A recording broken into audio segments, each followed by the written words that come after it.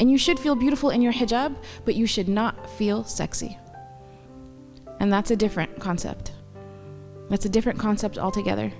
And that's ugly, and that's seductive, and that's harmful. Seduction as a concept is something where the person who is seeking to do it is seeking to control someone else's behavior.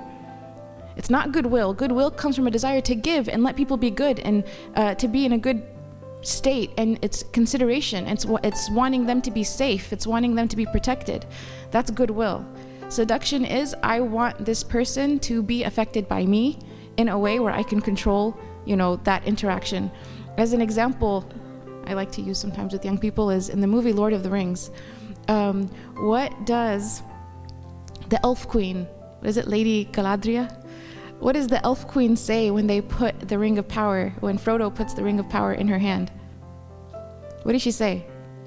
Essentially, the ring represents the voice of shaitan, right? What is for sisters, what is our enemy telling us? What is our enemy tempting us with? I want all men to look at me and despair. That is the voice of shaitan. It's seduction. And it comes from needing to have power over other people, and it is not even like a more benign intention would be that a sister just wants to get married and have a spouse. That's a benign intention. But this is, I don't even care about you, but I want you to be desperate for me. That is evil. That is quintessentially evil. And that's a society that's, again, the Western society really promotes the culture of seduction. And it promotes the seducers, that so-and-so can be this, they're so powerful because they can do this female actress or that male actor.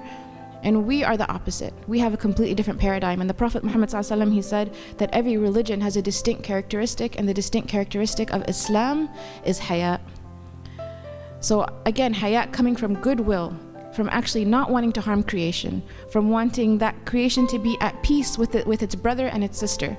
And that doesn't mean that if a person, again, because everything has to be, this is like a very thick topic, if someone is not intending to be seductive and someone else is attracted to them, that's not your fault. And in Islam, being beautiful is not a wrong intention. So, Inna Allah Jamil wa yuhibbul Jamal, that Allah is beautiful and He loves beauty. Beauty is a very important spiritual concept in Islam. And a man or a woman can and should feel like before they leave the house, they should look presentable, they should have a beautiful appearance. There's nothing that is wrong with this concept, but they should never intend seduction, because seduction is harm. And we have to separate the two in a society that doesn't separate the two. And we have to separate the two even in Eastern cultures that don't separate the two. All right? So you separate the two, and that every morning a sister, when she's wearing her clothing, she should feel beautiful. Even with hijab, even with, hijab is not about covering beauty as we call that. Hijab is redefining what beauty is.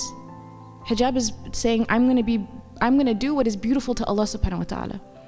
And so you adorn yourself with clothing that is beautiful.